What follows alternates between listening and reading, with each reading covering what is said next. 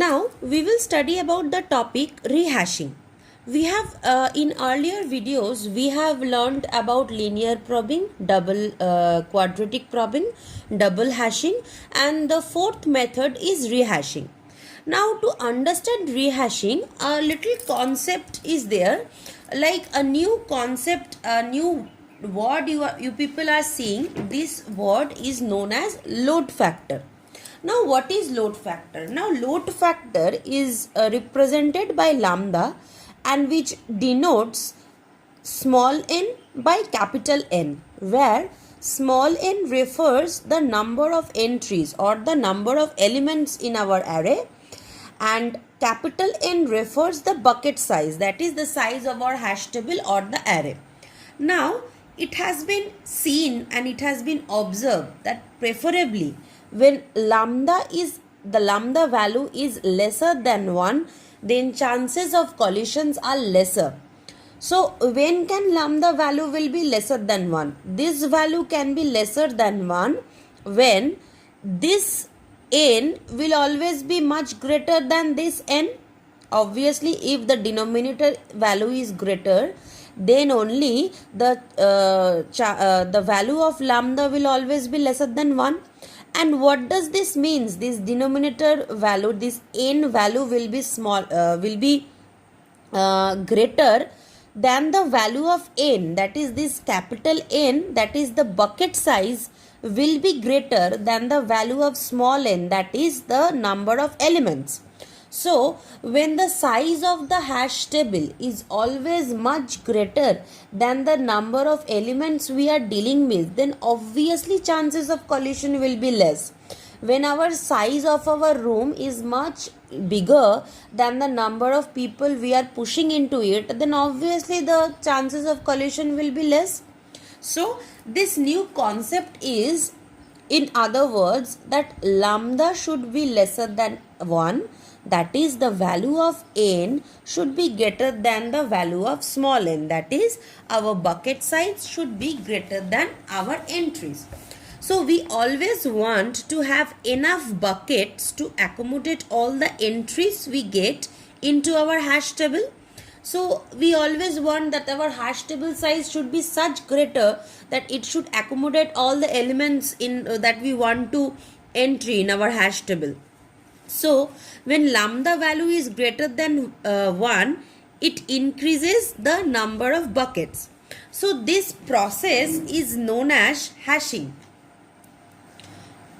This process is known as rehashing. So, what did we just see? We saw that preferably our lambda value should be lesser than 1. Because when our lambda value is lesser than 1, this indicates that this value, this capital N value, that is our bucket size, is greater than this number of elements which we want, which should be the ideal case. So, whenever we get our lambda value which is greater than 1, so we must increase.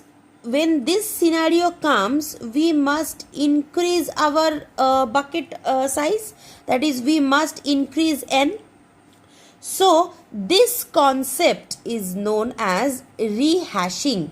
That is, when we see that our bucket size is being smaller than the number of elements we have, so what we will have to do, we will have to make our hash table more greater or more larger in size. So the concept of making the hash table larger in size than the previous size of the hash table, this concept is known as rehashing. Where suppose we were provided with a hash table of size n, and we will try to increase the hash table to a size which is n dash, and this n dash should always be greater than n. This concept is known as rehashing, where we increase the number of buckets. That is, when we find the value of lambda to be greater than 1, we increase the capital N value so that lambda becomes lesser than 1. So this process is known as rehashing. So what does this process basically do? This process does three things. First, step 1. What does it do? Suppose we have started our hashing thing with a previous hash table of size n. So, it will first increase buckets. Right? It will increase the bucket size to a size, suppose n dash. First, it will do this. Then what it will do? Then it will modify the hash function. It will modify the hash function. What does it mean? Suppose we have been working on a function x mod n. Suppose we have been working on this function. So when our bucket size is increased to n dash, so our new hash function will also be modified. So our new hash function will be x mod n dash. This will be our new hash function because now we are working with n dash bucket size. So the next step, first it will modify the hash function. What is the third step? The third step is it will apply the changed hash function.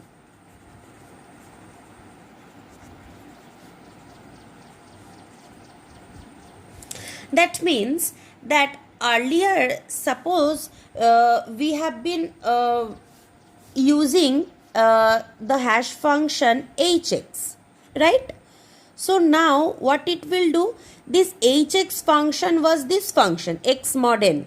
So now I have changed my hash function to x mod n dash because now our new hash table size is n dash. So what it will do, it will apply the changed hash function to the existing elements. Right? So suppose our hash function is hx. So now our hash function will be something like h dash x. Now it will apply this h dash x to the keys we have. Right? So basically these three are the small steps in order to perform rehashing. So step 1, step 2 and step 3. These three are the small steps in order to perform rehashing. Now rehashing is basically a very simple process. What does it basically do? Now when the hash table becomes nearly full, then the number of collision increases. Thereby, it degrades the performance of insertion and search operations. So, in such cases, a better option is to what? Is to create a new hash table with size double of the original hash table, right? So, all the entries in the original hash table will then have to be moved to the new hash table. So, this is done by taking care that each entry, that is computing its new hash value and then inserting it in the new hash table. So rehashing is basically, it seems to be a very simple process, but basically it is quite expensive because each and every time when you have to change the hash table and you have to increase the size of the hash table, then you have to deal with a lot of processor changes also. So rehashing may seem to be a very simple process, but it is very expensive and therefore it is not very frequently used. So rehashing is a very simple concept. The concept is what?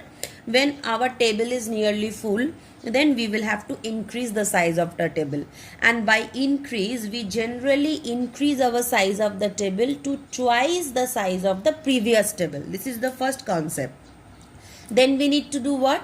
Then we need to modify our hash function as well. So suppose if x mod n was previous hash function, since our hash table has been changed to double of the size, so our new hash function will be x mod n dash.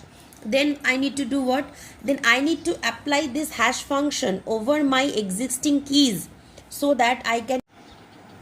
So I need to apply this hash function over my existing keys so that I can get hash values.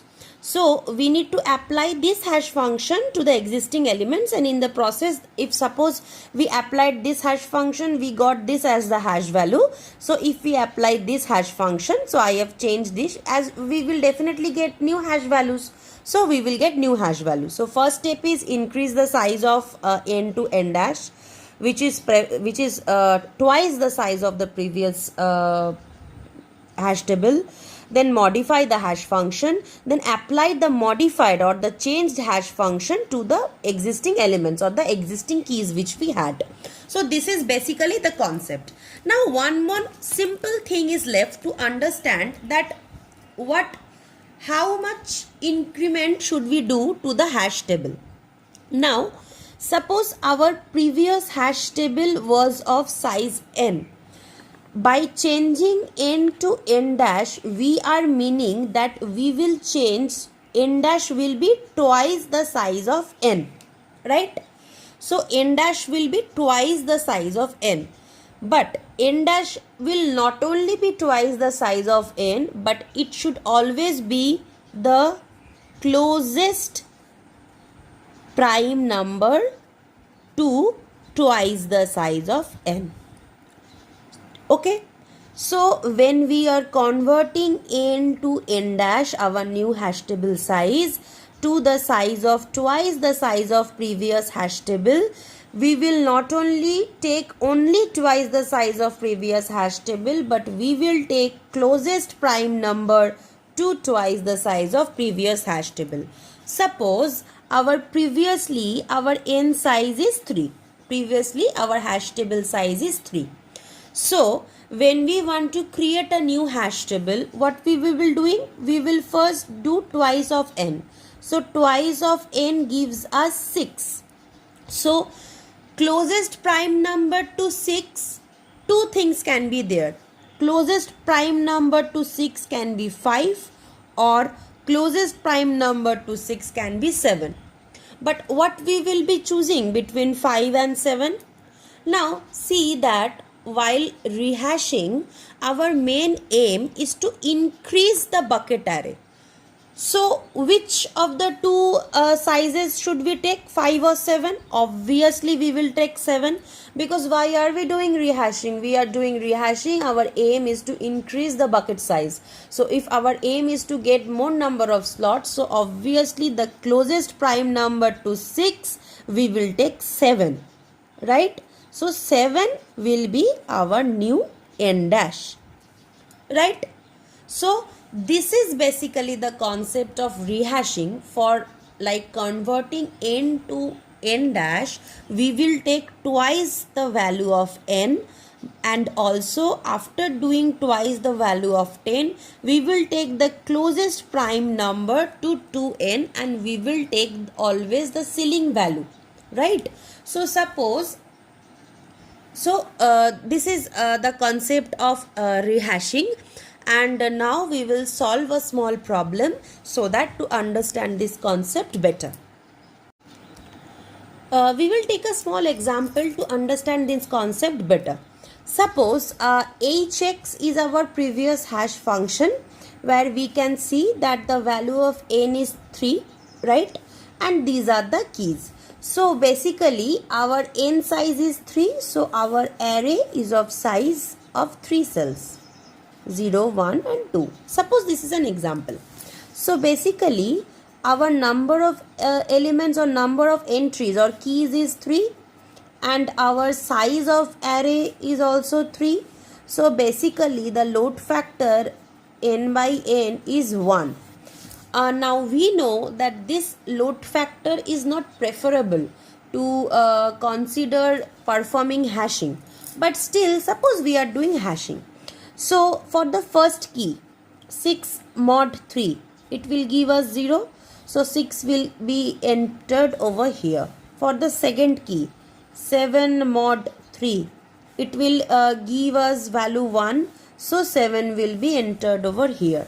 For the third key 8 mod 3, it will give us 2, so 8 will be entered over here. So suppose there are only 3 entries and 3 table and 3 cells, and the cell is entirely filled up, so we don't have any space for any new entry. So what do we want to do? even if we apply linear probing, quadratic probing, double hashing, anything on this particular array, this array is already filled up. So always it will give a collision, or it will compute and give a certain index which is not even present.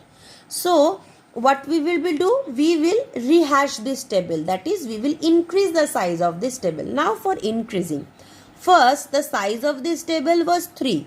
In order to increase, we should increase the size to be twice of n. Now twice of n is 2 into 3, which is equal to 6. Now the closest prime number to 6, which is of ceiling, that is greater than 6, is 7. So 7 will be our new n dash, that is our new hash table size, right? So now our new hash table size is 7. So now this formula will also be modified. This thing we know in step number 2. First we will change the hash table size n to n dash. Then we will modify the hash function. Now our hash function will be x mod n dash, which is equal to x mod 7. Right? Earlier the hash function was this. Now the hash function will be this. So this is our new hash function, and suppose I am naming this hash function as hdax. Now keys will be our previous keys only. So 6, 7 and 8. These are the 3 keys. Now let us perform the hashing. Now we know that n is of size 7. So 7 blocks will be there.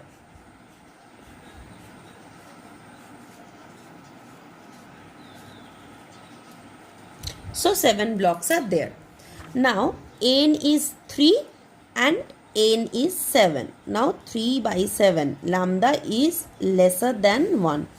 Now we know that this is a good case for solving the hash functions, as lambda is lesser than 1, which is our ideal case. So now 6 mod 7, it will give us, what will it remainder will be 6 mod 7, the remainder is 6. So 6 will be entered over here. 7 mod 7, 7 mod 7, the remainder is 0. So 7 will be entered over here. Now 8, 8 mod 7, 8 mod 7, remainder is 1. Now 8 will be entered over here, right? So we see that we have entered the 3 elements, and also a lot of space is there so that we can enter new elements, so that our chances of collision will be less. So this is basically the concept of rehashing, that is the concept of increasing our bucket size so that the value of lambda will be lesser than 1, which is our preferable case in order to reduce the number of collisions. Because the simple idea behind this is increase the size of the room so that we can accommodate more people, that is increase the size of the table so that we can accommodate more number of entries. So this is all about rehashing, and with this video the 4 methods of open addressing concept ends, that is linear probing, quadratic probing, double hashing and rehashing. In the next topic I will be discussing about an category B, that is chaining method of solving collisions.